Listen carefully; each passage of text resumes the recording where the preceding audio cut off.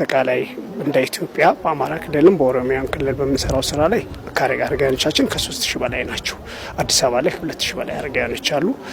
ህጻናቶች አማራ ክልልን ኦሮሚያን ጨምሮ ከ13000 በላይ ህጻናቶች አሉ። 8000 አሳዳጊዎች ወይም ደግሞ እነዚህ ሲንግል ማም የምንላቸውም አሉ።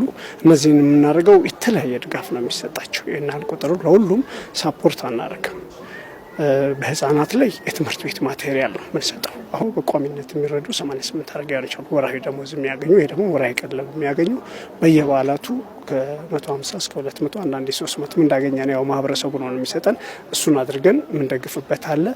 ሴቶችን ቅድም እንዳልኩ ማዘር ማም ሲንግል ማም የምንላቸው ነው ደግሞ አባት ልጆች ባሎቻቸው ሞተው ልጆቻቸው ብቻዬነት የሚያሳድጉት ደግሞ ሰርተው የሚለወጡበት ሲቪክ ኤንድ ክሬዲት አሶሲዬሽን አለ። አንደር ተስፋ የሆነ በዛሽ በኩል በድሮች አማካኝነት በድርፍ ደብዳቤ ዋስትና ገብተውላቸው ብር እንሰጣለን። ሰርተው ልጆቹ እንዲያሳድጉ የምናደርግበት ፕሮግራም አለ።